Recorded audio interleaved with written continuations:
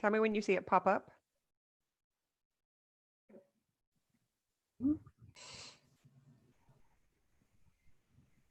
It's definitely up. Hey guys, and welcome to the More Than Mindset live show. I'm Kim Guillory, your host, and today we have 5 integrative coaches. So I'll let them introduce themselves. They all have their own integrated specialty that let me just let you roll. Go ahead, Lynda. Let's get started. Hi, my name is Lynda Richard, and I am an integrative relationship coach. I help women who have experienced trauma and abuse have happy, healthier relationships. Thank you. And I'm Carrie Hewerdine. I'm a clinical hypnotherapist and also an integrative life coach. And I focus on helping people recover from trauma abuse and early childhood traumas and abuse. Thank you. Ange? Hey, I'm Ange Goodman. I'm an integrative wellness coach and also a Access Consciousness Bars practitioner and a yoga instructor, and specifically a fun one, booty yoga. Yes. Thank you. All right, I'm Malerie Veillon. I am an integrative marketing coach and brand photographer for holistic wellness entrepreneurs. So I help them represent their business and get out online. We are so thankful for you. And I am Monique Derouen, and I am an integrative coach as well. And I teach people how to release chronic pain and anxiety that's been trapped in the body. So that's all I got. So good. Fascinating. This is like amazing. It's so fun to hear it all come together now, because we've been together for a couple of years, kind of like bringing in all of the pieces, and now it's like feels super solid. So today we want to talk about emotional stability. So we're going to just talk about like each of you sharing your experience through this process, through the integration of training and how you integrate the 5 steps with your practice and what you've experienced, what your clients have experienced.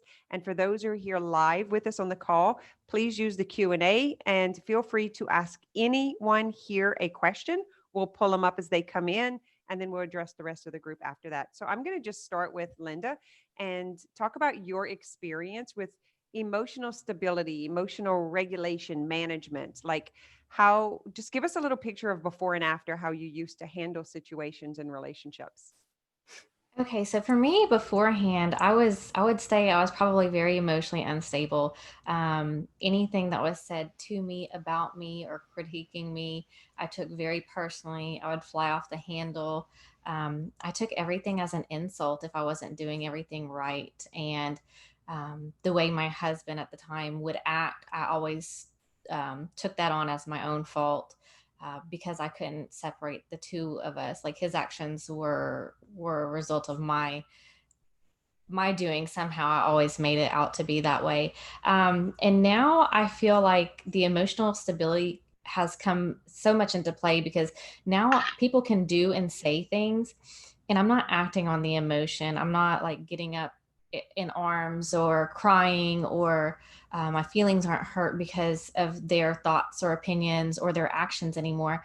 Whereas before, if my husband did or said something, I was either super mad or super hurt or trying to people please to make it better. And now it's like I can understand that where I'm coming from and who I am is separate from who they are and how they act and what they say. So it allows me to, when something comes up and I feel those emotions, I'm able to stop myself, interrupt that, and get the facts and really take a look at the facts before I react based on the emotion that it brings up in me. Yeah, so good. So I'm going to bring up a little personal story with you, because we just had a recent incident where your worst fear came true, right? And this is for all of us who decide to take a stand and like come public with what we're speaking about, what we believe in. And our worst fear is that someone tells us that we're not equipped, right? Or that whatever the attack is. And that's something that happened with you publicly this week. And so I want to go there if you're okay going there, because you are a marriage and intimacy coach. And the thing that was brought up against you is that this is your 4th marriage, and it was used to shame you, right? And to and so let's just talk about how you've handled, I have two questions for you. How you've handled the emotions in your other relationships compared to this one, and then how you actually handled that personal attack on you, on your credentials. Okay, so my emotions as far as my other relationships go, like I said earlier, I took everything very personally, and what other people said about me, like it was like if anybody said anything, I believed it about myself, like that my self-worth was based on other people's opinions. And my emotional level was dependent on people liking me and people thinking I was a good person and that I was doing everything right. And like now, I would be, my husband got a text like talking about how I'd been married multiple times. And I typically, if that would have happened before, I would have been like on the defensive. I would have been angry. I've been trying to find out who did this, and so I could prove them wrong. Like it's not that bad. But now it's like, it didn't bother me. I almost kind of chuckled as like, because he did this. He looked at it and he held the phone and showed me with this big old smile on his face. And I just kind of chuckled. I'm like, oh my gosh, how funny. Whereas before I would have probably been in a rage over somebody trying to trash talk me because I had shame. I used to have such shame about having been married multiple times. And now I'm able to recognize that, yeah, I did have multiple marriages. I learned a lot from each marriage. There was good, there was bad, there was a lot of growth through all of it. And now it's not a shameful topic for me anymore to say that I'm on marriage number 4. Yeah, so good. Because would you all agree that's kind of like the worst fear, is that we're waiting to see, like, because that's let's see what they're going to say, right? And once it happened, it kind of wasn't, it's like the worst thing that can happen is you could feel a feeling. Yeah. Like that's it. Yeah, I survived. Nice. So, okay, thank you. I'm going to go to Carrie and just kind of talk about how this work has helped you in the same thing with emotional stability, emotional regulation, or emotional healing. I'll let you choose, because you do work with a lot of trauma and childhood inner work and stuff like that, addictions as well. And so just how it's made an impact in your personal life and being able to teach it to others, how that's impacting them. Yeah. What Lynda was saying really resonated with me too, because my life before this was looking at the world from the outside in. How did what I see out there define who I was, which is what made me triggered when somebody would not even criticize me, but I would feel like I was being criticized because I was being defensive over here because I depended on the world to tell me who I was and how valuable I was. And it wasn't until I really got that notion of understanding, the thoughts and the emotions and how I really have to, I never understood it, how I need to step into who I am solidly so that I'm looking at the world from here out. So it's a big, dynamic shift when that happens and the whole world starts looking differently.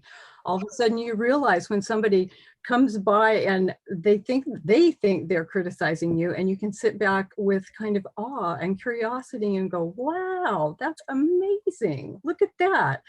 And I know even a year or two ago, the notion of other people having an opinion is okay. They get to have their opinion. I get to have my opinion. I didn't have an opinion. So everybody else's opinion really triggered me because I wasn't solid in me. And a lot of the clients that I help, those thoughts, those beliefs, they started so early on and they were just downloaded into us and we don't even know they're there. They're just such an integral part of how we operate, kind of in an unconscious way, day to day. And it's always been that way. So how can we stop and change it? And why would we, unless life presents us enough pain to make us want to have to make a change and to have to look at, what's really going on. And I love this. I was just writing this down when Lynda was talking, because the shame, when I'm working with people, I think of like, if you break your bone, your body knows, go to that place where the bone is broken and fix it and heal it and make it feel better. But when you have an emotional wound, your brain goes, where is it? What is it? Where's it coming from? I don't know how to fix it. And there's where the anxiety starts flipping in, and it's just a vicious circle because it doesn't know what to do. And you can feel that shame without knowing, you know, where's that broken bone? Where's that? Instead of going to it, wants to get away from it. Exactly, as fast as possible. So that's what I do. Yeah. Have you noticed a difference in your relationships, like even with your family, your kids, your partners, your coworkers? Like, yeah, I really have. And it's funny because there's less drama, there's less misunderstandings. At first I thought, you take all this stuff off the table, there's nothing left to talk about. There's nothing left to, it felt like a vacuum at first. And then it's just a whole different way of kind of pulling back and really becoming conscious of the thoughts that are creating the feelings, that are creating the actions, and then the reactions in your life. And all the dynamics kind of change. There are people who float away because I don't interact with the drama that they were, because they don't need me to do that anymore. They'll find somebody else, or they'll finally come to the place where they're tired of it and want to do something else. And that's okay. They get to do that at whatever time and pace is good for them. Yeah, I think that's the second scariest thing. Number one is what they're thinking about us. And number two is that we're now separated from the tribe, from the norm. That's the two biggest things for entrepreneurs, you know, that in this work anyway, that I've experienced. Yeah. Thank you for sharing that. Ange, let's talk about some emotional stability. So you do some really good work with, I know whenever we first met, just, you know, how you were helping your family and just the whole addiction cycle down here in Southern Louisiana, which is so common for all of us, you know, and being able to move these emotions through the modality that you found of wellness and movement is, Lynda's so jealous. Every time she's watching your video, she's like, I'm going to go do that. I'm going to go shake like that. So I want to talk a little bit of how you access that through movement and what's happened in your body with emotional stability, and again, with your clients and what you're sharing with your classes. Well, you know, yoga period is we're moving the energetic body. So that's the process that helps us to release all these things that we're holding on, that we always talk about. You know, there's dis-ease in our body. It's because we're carrying it around with us. And that's what I love about yoga. That was my first step, was through yoga to start helping myself, and, you know, then passing it along to, if you're my friend or you're my family or I just met you, 9 times out of 10, we're going to start talking about yoga or access consciousness or booty yoga. So just those things I was able to help even family members who were struggling with addiction and share those tools. And we continue to evolve. The more I evolve with even the coaching format, and the more I can mirror and share with them that there's another way. There's another way to live. Would you say that it's what I feel yoga offers, and I'll see if what your thoughts about this is the ability to drop in and be inside of myself because of the class and the support and this, you know, that's just being, it was the first time I was home. Like I remember being on I was like, what just happened? Like I landed in my body. Exactly. Yes. My very first yoga class, it's like you're holding this safe container for yourself to be able to let go. And that's what it was for me, walking into a studio. It's quiet, it's calm. You have the, you know, the music and the incense and all the things that for me personally were like, ah, yes. And that's what I really want to share with all my students and clients. Yeah. I love the way we can integrate the coaching with whatever our modality is. Everyone here has their own, special healing modality, and the integration of both of them just holds exactly what you just said, is that container. Let's talk about, because you had a pretty hard year. You had a grandson that was diagnosed with cancer. And do you think you were able to handle that better because of this work? Oh gosh, yeah, most definitely. Through the coaching and even the yoga training and everything, we recognize our own default patterns. So, and I'm pretty well seasoned at some of these things. So, it's still, it takes work. And for me, movement is my medicine. That's how I, really cope with it. But if it weren't for these tools, I would probably be signed up with one of you guys. Isn't that a gift though? It's like knowing that you have a toolbox for you and your family, no matter what life throws at you. Absolutely. Even though my grandson going through what he does, everything that I've learned, I've shared with my whole family. So it's like, I'm your teacher and you just have to do this. I really don't give you a choice. But I have, throughout his diagnosis and as we continue to go, he loves to be a recipient of Access Consciousness.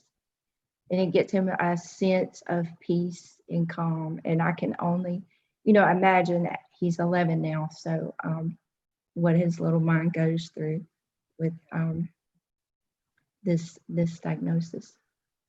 Yeah, because you have the tools. You have the aroma touch. You have the Access Consciousness. You have the mindset tools. You have the ability to be with and integrate the emotions as they're happening in his body and in his life. And what I fell in love with whenever I first met you is like your mission. You were like, I'm taking my family back. It was so powerful. And I've watched you do it. Yep, pretty much. Just like the Phoenix rising. That's pretty much what I keep in my head. Because there is a better way, and we all know it. And the rest of the world needs to learn that as well. It's good stuff. Good stuff. Good stuff. It starts with one. You just prove the possibility and potentiality and then share it with the rest.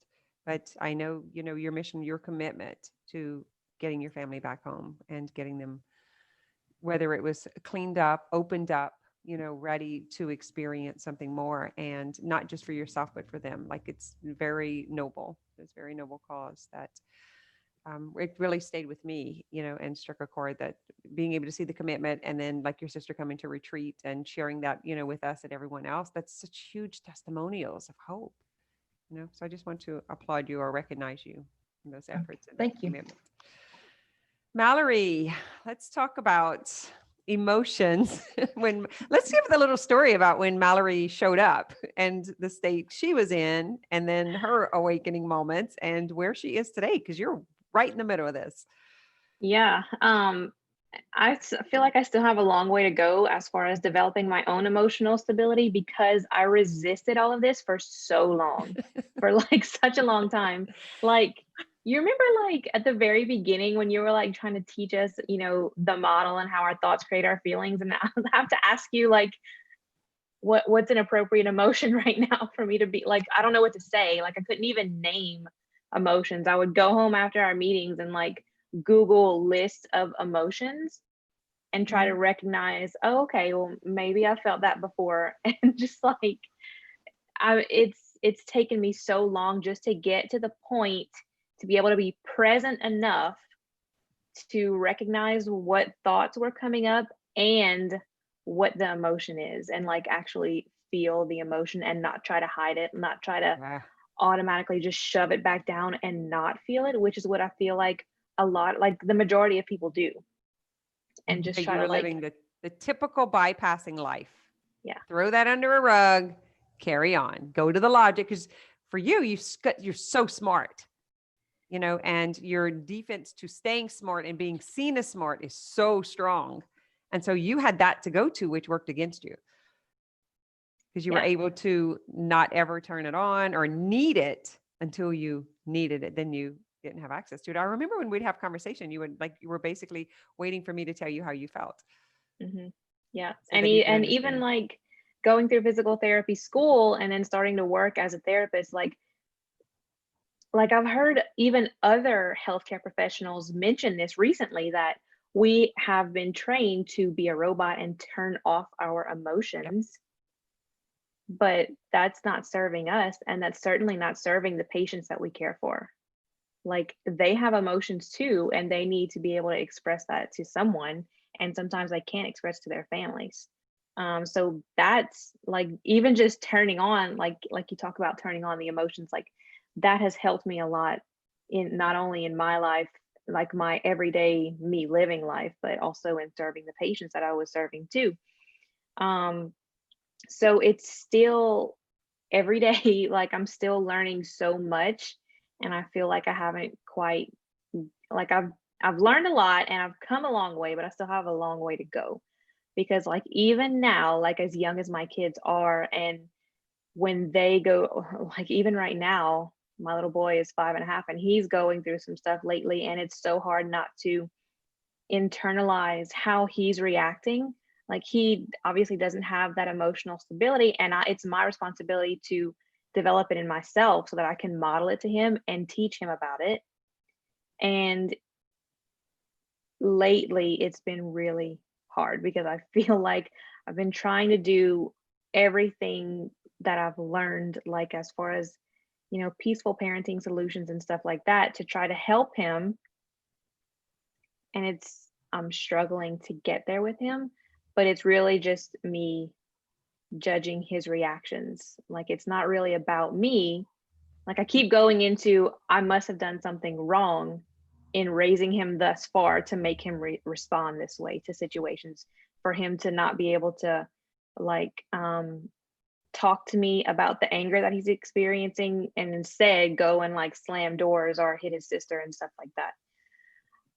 So I'm really working on that. Like, I have every day, it's like I have the opportunity to take one more step in the direction that I want to go, so that I can have my own emotional stability and not take on what he's dealing with, but also be able to teach him. Yeah. And, we kind of are taught that, I say taught that, but it's just kind of the norm that we just feel everybody else's stuff. And then, oh, it's like, he's upset, he's mad. So then we act a certain way so that we're the peacemakers, right? And we adopt that. Like, it becomes our norm. We don't realize that it's actually not. What they think and they feel is theirs. And then what we think and we feel is ours. But we have taken full responsibility for other people. I think specifically as women, in general, but for sure as, partners and mothers, coworkers, it's kind of just, I don't know if it's easier for us or it's just what we go to, or if it's learned behavior. You guys can kind of talk on it yourself. But for you specifically, Malerie, because I do think you're so bright and you like to be ahead of the game, and you're a very logical thinker. You're always on the A line. What that means is she just likes to know, what's the action? Tell me how I'm going to go and get it done. And she does. She's very quick about it. But then it comes a point where when you really want to go out into the world and be all of you, you got to know who you are. You've got to go and find that and tap into that. And it was really all of the conditioning to go and be the best, get to PT school, come out first in your class, prove that you can do. And all of that stuff had to be shut down, which was basically, who am I now? Because that is the identity. That's what you always knew. That's what you were taught. That's even, our parents, like, you should be a doctor or a lawyer, right? This is the first thing they tell us. You should be a nurse. You need one of those secure jobs, right? And then it's so funny because I have a physical therapist and a pharmacist on board that's come through the training that should be the most stable, that neither one have a full-time job. And we're like, here's the coaches doing our thing. And we're like, where's the stability? Where's the stability? Where's the promise? And so having to go through all of that shedding and grief of, is it really stable? Were you taught, it's like all that. And the day you came and said, well, if that's not true, is anything true? Is anything it's almost like your sadness to discover Santa Claus wasn't real. Mm-hmm. And it was so well, innocent. It was like, it was like a trying to hold, like to anchor down to something that was recognizable. And it's like it was looking at the world, like Carrie said, looking at the world in a whole different way. It's just very unfamiliar, and that's uncomfortable at first. I recognize it now as what I believe to be indifference. I didn't recognize it when you guys came through the training and we were like 6 months in and everyone was kind of petrified. Like, what the hell did we just go through? I was like, what just happened? Where are my people? Everyone was just like a hurricane had come through. And what it was is all that decoding and all, this was new to me too at that time, whenever that first round came through. And then everybody's just kind of frozen in this. And now I recognize, being through it 5 or 6 times, I'm like, oh my God, it's indifference. I'm not her. I'm not her. I'm not there. There's no tribe. Like like just disconnected from everything and like a clean slate. You lose your identity and you have to grieve that. But we know it now because we've been through the process of it. But at the time, it's just mind blowing, right?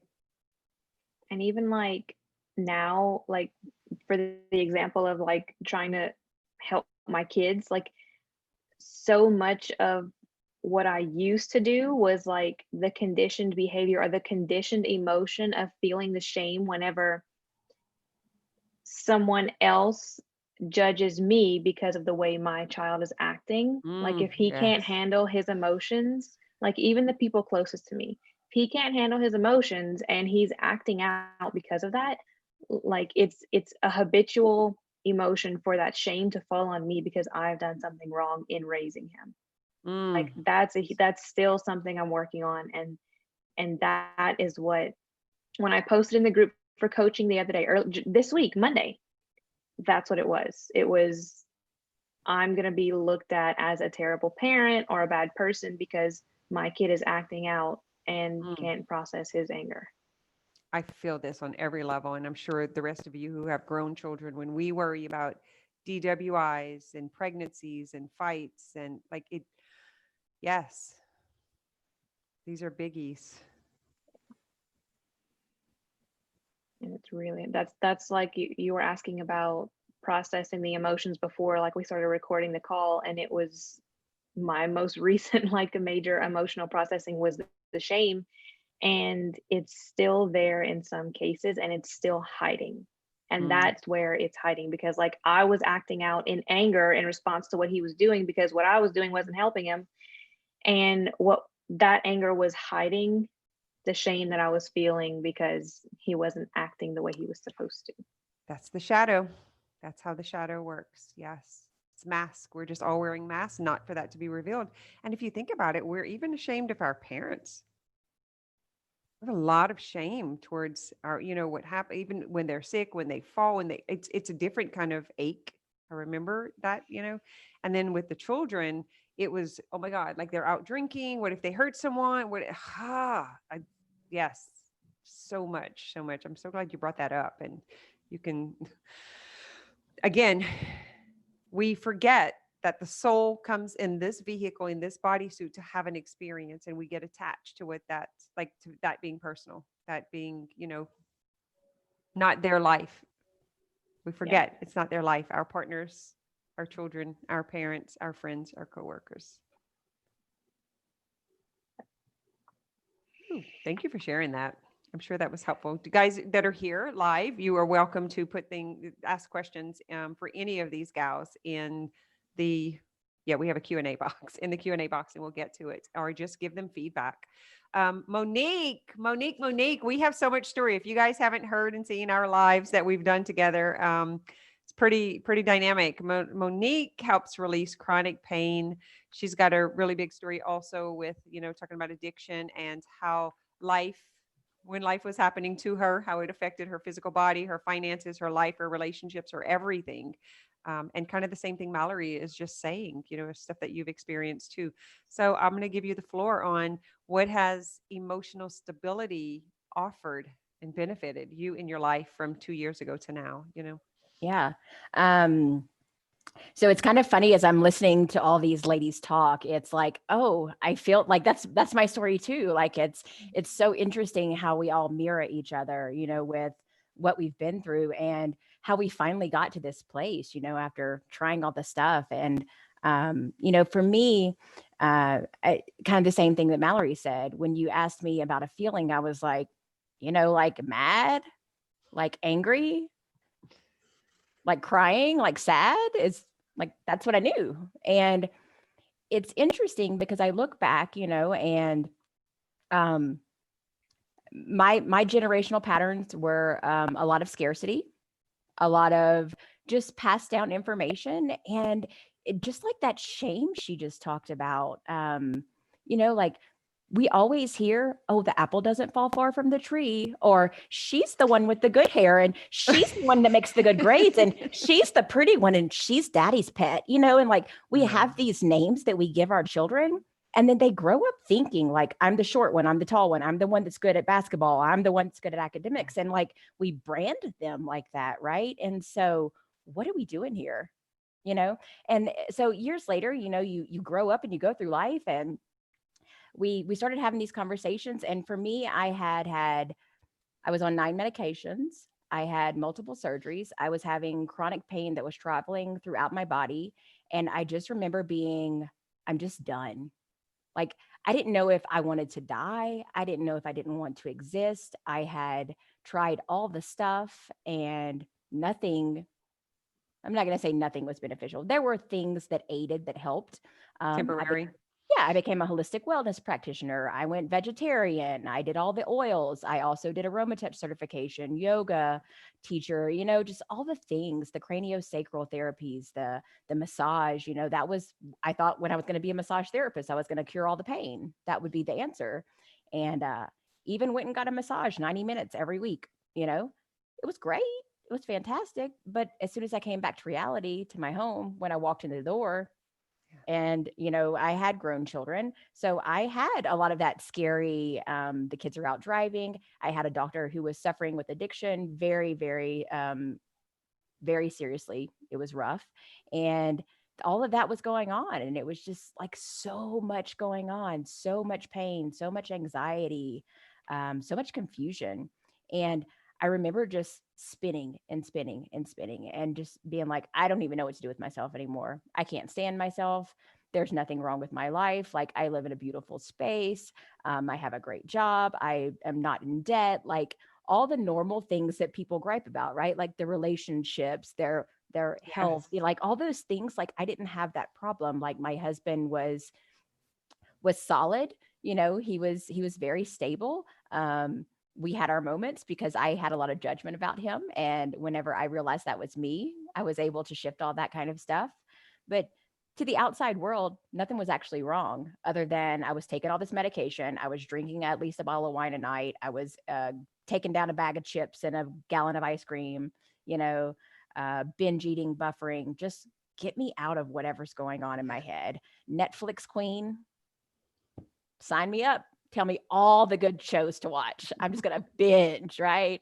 And now it's like, I can literally just sit here in a room and just like look at stuff and enjoy life. And there's just this overwhelming sensation of joy and abundance and happiness and peace. And it is 100% because of this work. Like, I'm not going to give credit to anything else. I learned a lot of things before and they were fantastic. They were great tools. It was good information. It was all beneficial. It could all help. But the way that I was taught to implement it was not productive for me. It did not bring me to this balance, to this space, to this grounding, and I'm that believer that when the body's in homeostasis, when it's aligned, when it's balanced, when it's centered, the healing will occur. And when I started learning all of the mind-body connections to, what was going on in my body and the TMS and being able to mesh those together with what we learned at Integrative Coaching, I was just like, this is gold. It's gold. I felt the same way. I was like, we got the key to the universe. This is the answer. And because the thing that is missing in all of the modalities is the practical integration. how to It's do the it. embodiment is the integration and embodiment. I saw it too, because I have the multiple certifications, just like you. We have them all. We kept trying to find it, but it's the implementation in such a way that it's processed and integrated in the body, in the physical body. And then it's that spiritual alignment. Yeah. It's like it's missing. There's such a woo or a not woo, or, whatever people want to say about that. But it's like, fact is, there's a soul having a human experience. Yeah. It's like anything more than that is kind of caught up in the Easter Bunny and Santa Claus and, whatever else the thing is. But you were a hard nut to crack. I can say that now because they it's not who say. you are anymore. But we had lots. I wish we had our calls. Videos. Yes, I wish they were part of the video, but most of it was done on calls that, whenever we were Yeah. doing the behind the scenes stuff. But because I remember so specifically, and I don't know why you decided to trust. I for the life of me, because it was intense. You were like, but I don't like it. But There I'm was like it. nothing, But I'm doing it. nothing left for me to do, Kim. Yeah, I think like that was it. it's literally like at the edge of the earth is where I was at. And I was like, I can stand here and keep looking, or I can jump and pray to the heavens above that something else is out there, like, I don't know. But I was literally at that point. It was a breaking space for me. It was literally life or death. Like, if I continued to stay where I wasn't sure what else I would do with my life. And I think you were at the end of the drinking, because I remember a couple of the times you were just like slamming it, because it was like, I just don't know. I mean, this is what's happening. This was, I was like, but you were vulnerable enough, Monique. In the past, you would have not even been vulnerable to do it. And that's where I was like, this is so fragile. I was so like, I respect our time and space for that so much. And your ability to trust at that point, knowing your pain, knowing what was going on, and allowing me to hold that space. Like, I'll always honor that there was just, I was like, I knew I could feel your solidity and your commitment and how hard it was for you, and at the same time, the fight, like I felt that that in between what was going on with it, and your surrender was the most beautiful thing. And when you got there and got that imprint for the first time, this is the result. It was worth. Yeah. No. And I just remember like saying, I got nothing else to lose at this point, and that is why this is so important to me, because like, I know how that feels. Like, I was that depressed person who just literally had the beautiful life. Like, nothing was wrong here. And that shame, Malerie, that shame from people thinking like I should have this perfect life because all was right, and then I have to hide behind this stuff and like reach out to people in secret and be like, help me, I'm broken. We're like, I imagine the outside world already knew I was broken, but they really didn't understand why that I thought everything was, the end of the world. It was just a rough space to be in. The Like, liberation and strange. freedom So strange. that comes from the ability to feel emotion, to feel shame. Like, that's where the power is. The vulnerability. What's the example we use? Riding butt ass naked on the back of an RV, holding onto the ladder, going down Main Street, homecoming parade. Like, let's go all the way. The ones you never want to see you in the raw 25 years later, hanging out, going out, because that's what it feels like. It feels like ass. Yeah. Yeah. And I had all of these old stories and all of this judgment, and that was another huge thing, was learning to release the judgment and comparison. For months, I literally like wrote it down. It was on my cell phone. Like, I was like, judgment and comparison, stop doing it, stop doing it, stop doing it. And there was like this very interesting moment where I was like, someone said something about someone else that I normally would be like, oh, I know, and get all gossipy. And I was like, oh, they're judging. This is interesting. Let me listen to this conversation. What are all these assumptions about? They're taking all of this personal. And it was just mind blowing. And it was like that little switch just went off. And I was like, I'm done. And, I'm human. We're human. There I have moments. I feel it come up. I acknowledge it daily, but I can stop and interrupt it. Yeah. It's just the awareness of, oh, I just felt my jaw clench up. Like, what did I just think about? And just really understanding that all of that stuff is buried in the cellular memory and that the body really does keep score and like it is held there and it is not playing with you. It's going to keep poking the bear until you address it. It does not show up for any reason. Like there is something going on there. You did not throw out your back when you bent over. You did not, do all the things, these injuries from 20 and 30 and 50 years ago. They're TMS. Like, let's get them out of your body. You don't have to live with it. It's so great. It's so great. It's just the brain's true toy that it creates to distract us so we know. don't feel the shame, The the thing. anger, the rage. Mallory's a physical therapist. You saw this so much in PT, and Lynda's a massage therapist. Like, guys, let's just kind of go there with the conversation. So I'll just talk to Malerie for a moment when she first recognized this, because her scientific mind did not want to receive it at first. Like there was a moment where she was just like, I don't know about this. Yeah, You're my and I funnest still one to have pick some of those on. moments. It was like, but it's like, why are these people like these people that were coming to me, even like whenever I was still in Florida, people that would come to me that had this pain and they were active, they seemed physically healthy, and they did stuff like yoga, and I couldn't seem to find necessarily anything wrong that I needed to treat on them. And they would tell me they had this pain. And I was like, I don't know. I don't know why you have that pain. I can't find anything wrong with you. Like, you look fine. You seem fine. I can't. And I mean, the whole profession of physical therapy was based on we had to do all this research to prove to insurance companies that the modalities and the techniques that we were using were actually causing change and affecting the patient, and that we should get paid for that.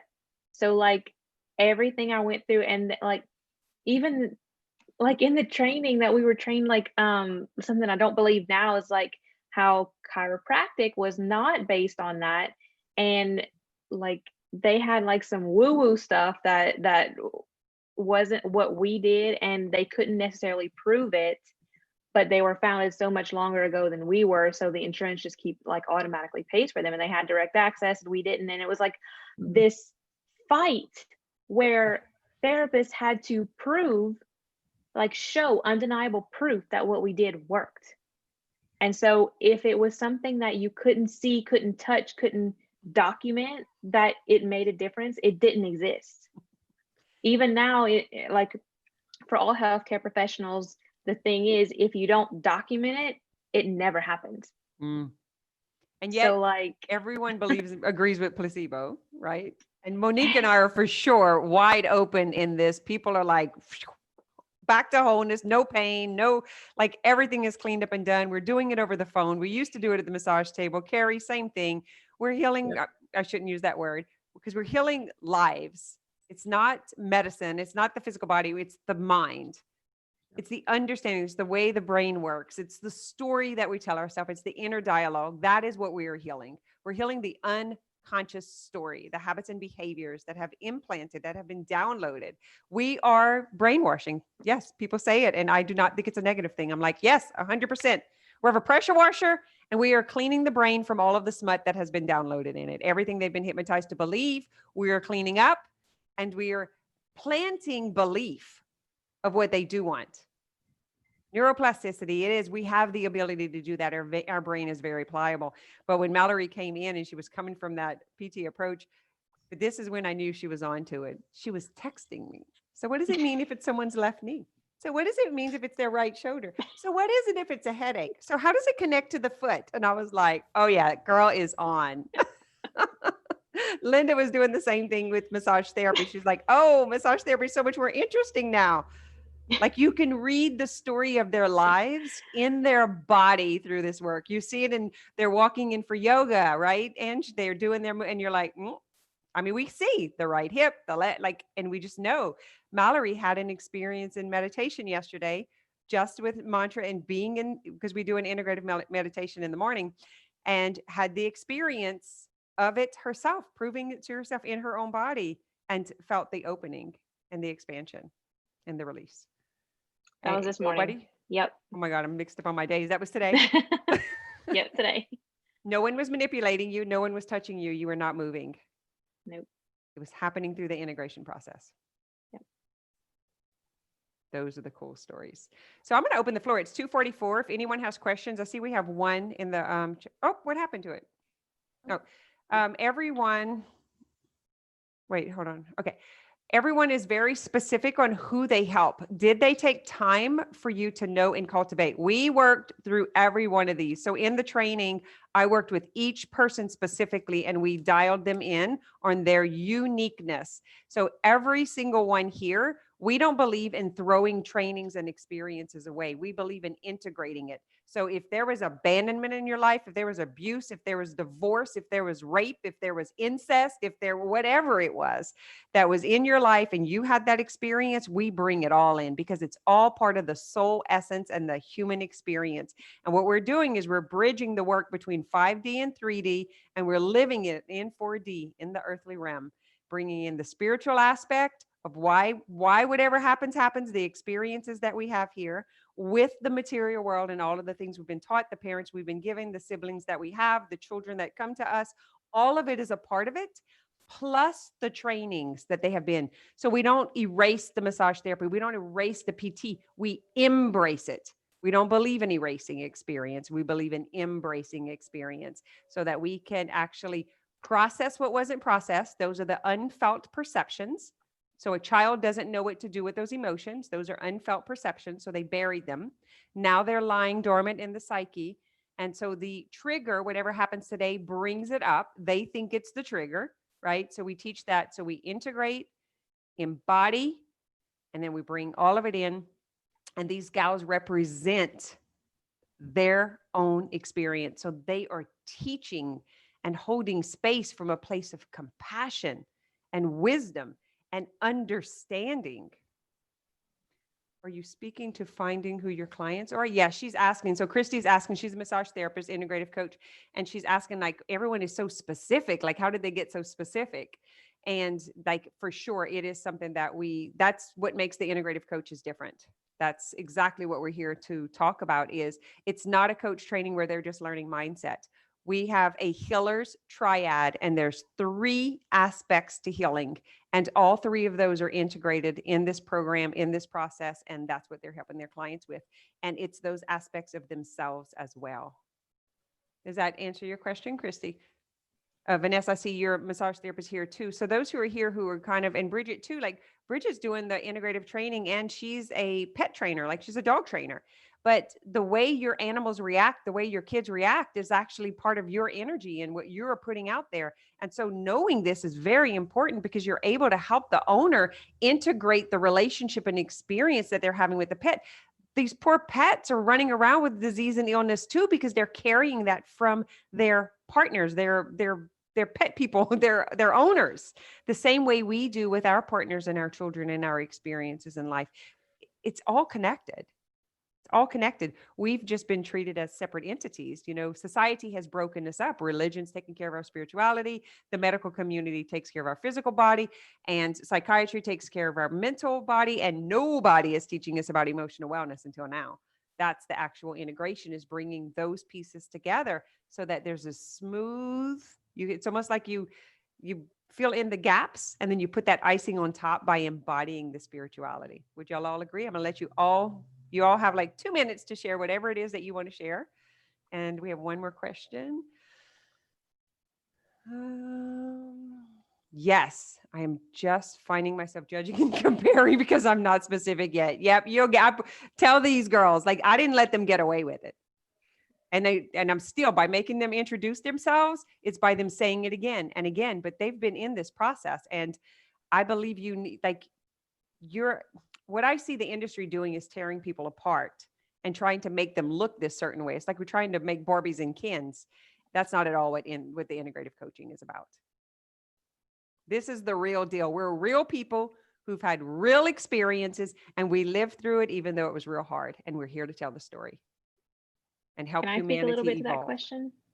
The question that I'm asking is, what would you like to share? You have each 2 minutes to share. No, I mean, can I speak to Christy's question for a second? Sure. So like, just to kind of clarify and bring in a little bit more of what Kim said, like for me, it was, yes, it took time, and it took a lot of me going out and trying something and deciding, is that it or is that not it? Or working with this specific person, was that it or was that not it? Like it's a feeling, but it was a lot of, what have I already been through that I have walked through and came out the other side of, that I can also help someone else with. So it was a lot of that, and putting it all together, like Kim says, integrating it all together. So if you start with whatever you have struggled with and come out on the other side of, start with, try to help someone who's in where you were.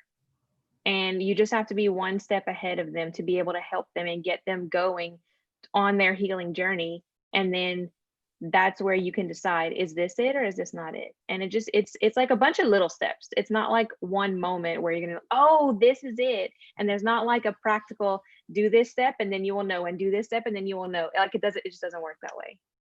It's a process, and it's an experiential process. And Malerie and I went through a lot of this because she came in as a PT. So my eyes were like, what? Here she is. Come on. We're going to do this, right? All this, like bringing the body part, because like she was ideal for holding the space as one of the leaders for the TMS coaching. And she was like, I don't know. And I was like, I saw it clear as day. And I was like, she was like, you might be right, but it's not right now. And we played with it. But what happened with us is I asked her to take my pictures. So she came in, did photography, and we had so much fun and fell in love with it. She was like, oh my God, and so there created the whole thing, but we played back and forth between it. The beauty is she can help the holistic practitioners and also help them identify when they go to put themselves out there, they do end up with a case of sciatica. When they put themselves out there, they end up with anxiety. And so what she teaches them about cleaning that up and the emotional stability in themselves, they're actually able to reflect it to their clients and their business. So it ends up coming out anyway. There's no way to leave a part of it behind. No. I still use some of this stuff and use some of this process with some of the patients that I still see now. And I see that it makes a difference, but I'm still caught up in I'm not willing to I feel like I have to go up against the medical community to come out like as an integrative physical therapist. And I'm not willing to do that right now. Yep. It may happen in the future, but not right now. And one thing we don't do is we don't force experience. We allow experience. That's, really the theme of the whole program.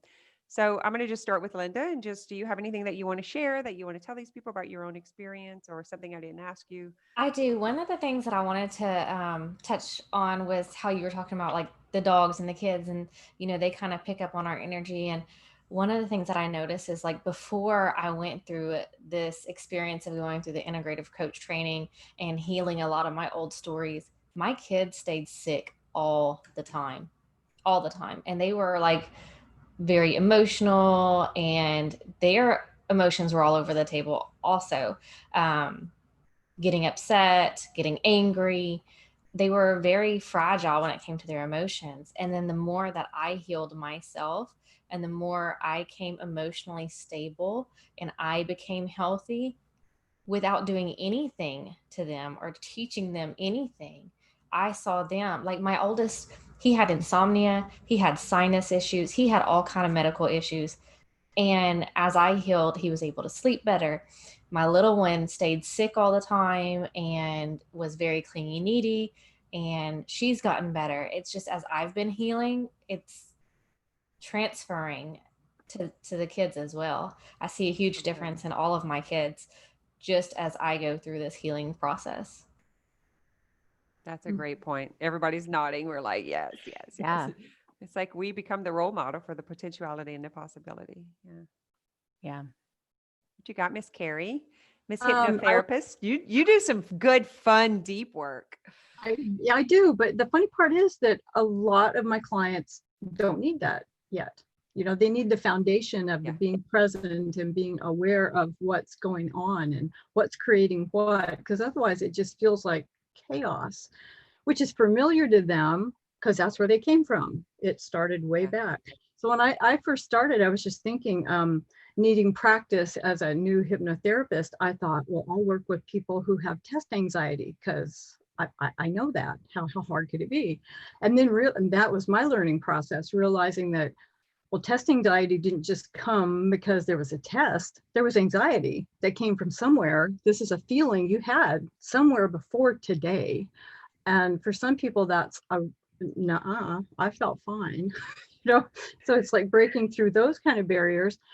But I was thinking about Christy because all of a sudden I realized I kept attracting the same kind of client over and over and over again. And guess who they were? They were me.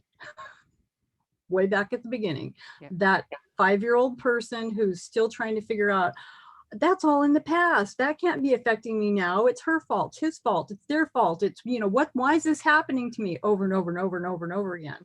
And realizing that that younger version of you is still in pain. That stuff's not resolved, and it's coming up, sometimes physically, sometimes just habitually in what you see in the world around you as drama, and what you're putting out's coming mirroring right back to you. You get what you are. And I loved what Malerie was saying about, I always felt like, no, I have to be cured before I can get in there and help somebody. I'm like, well, you're going to wait till you die? And all those people who could be helped by, I'm like, okay, if I'm one more rung up the ladder, come on, we can do this, and long as I'm that much ahead, I can pull somebody up with me, and then maybe somebody else will help them. So, and then they can help me. And I love what you said about just doing hypnotherapy. Carrie and I have done trainings together, and then she came through here because I was like, this is like the extension of, because we can do breakthrough sessions with hypnotherapy, with Reiki, with access bar conscious. I always say it wrong, but and you know what I'm talking about.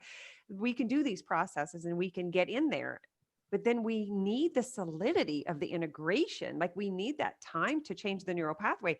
And we give them a recording for 28 to 30 days. They don't listen to it. They're behaving as the old self, which is not listening to it. And it's not enough. Well, sometimes it's funny because I'll tell them, now watch, if there's a little voice that pops up that says, oh, you don't need to listen to that recording. That's so stupid. That's not going to fix anything. You think it's going to fix something? I'm telling them celebrate, because that's the part of you that's terrified, that it knows if you listen to the recording, things will change. Right. If you make changes, things will change. That's scary.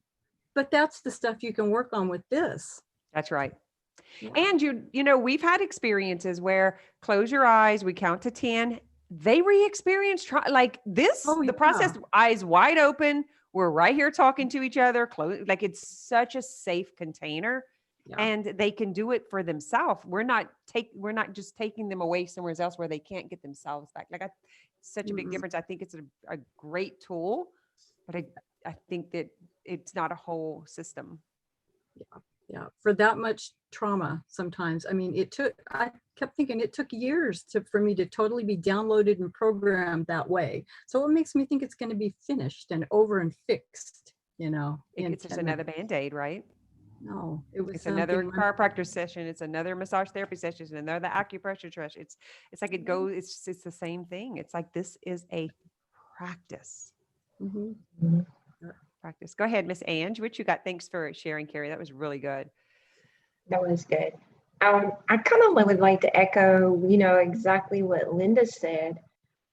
For me personally too, especially with my children, and the more that we let go and work on ourselves, and my own grown children have come to me and said, Mom, I've seen it with my own 2 eyes.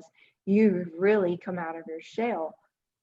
But I intentionally made that decision. I was sick and tired of being sick and tired, and that's when I started doing the work.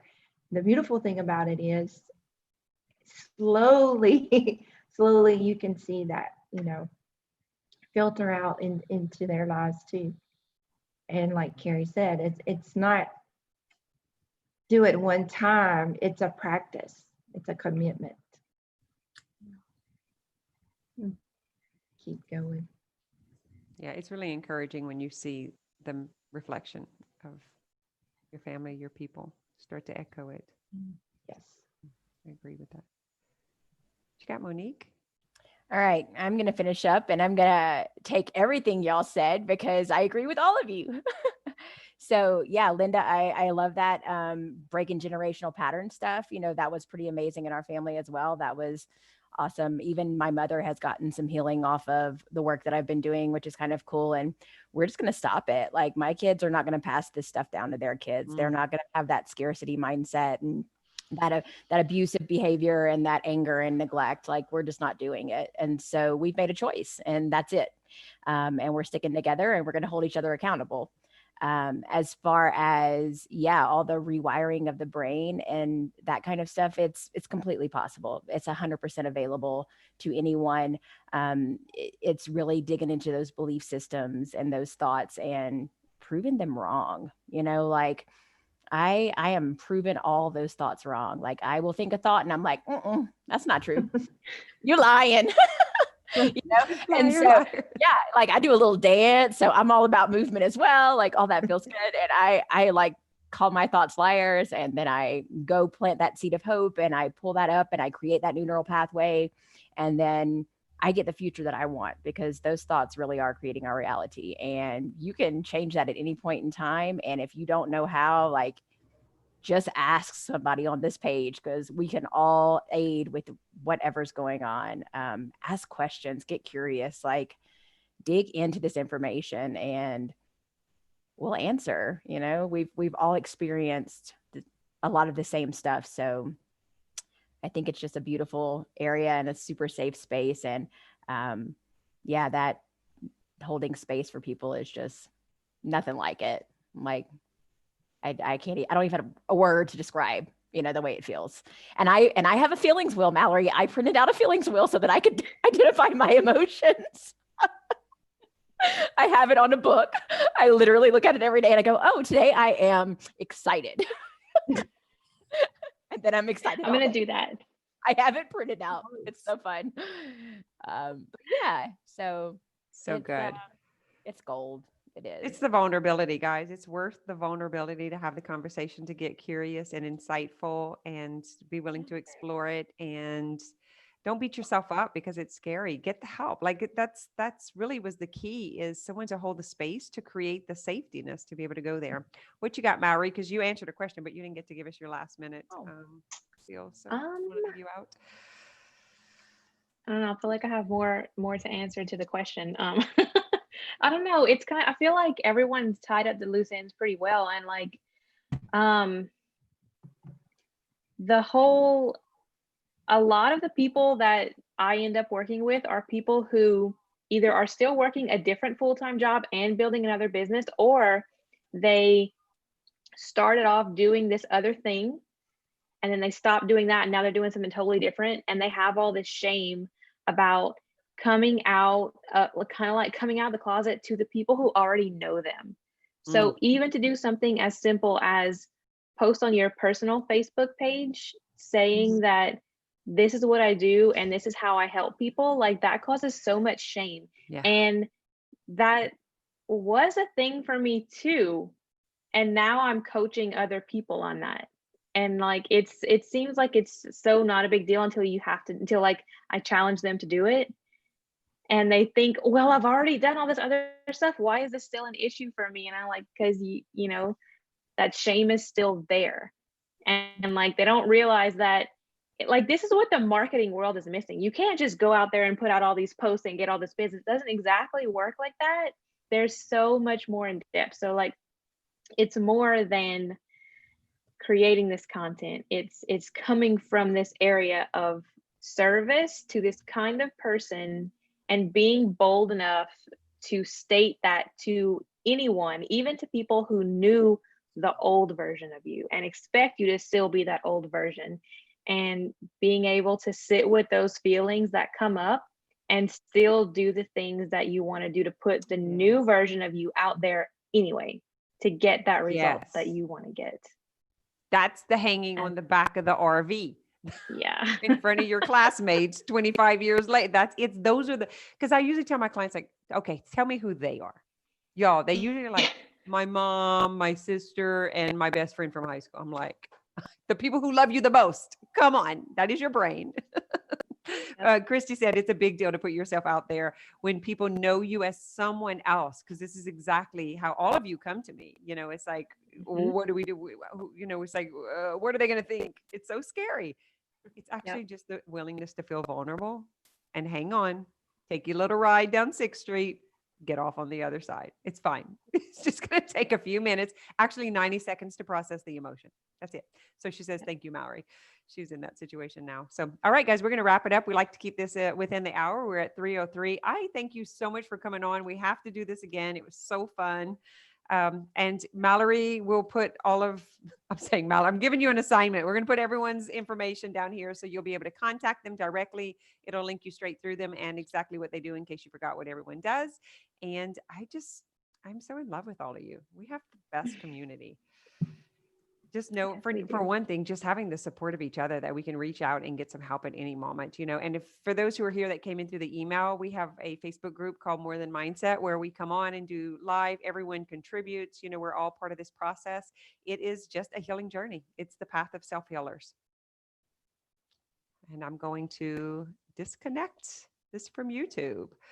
Stop live stream. Thank you guys for joining.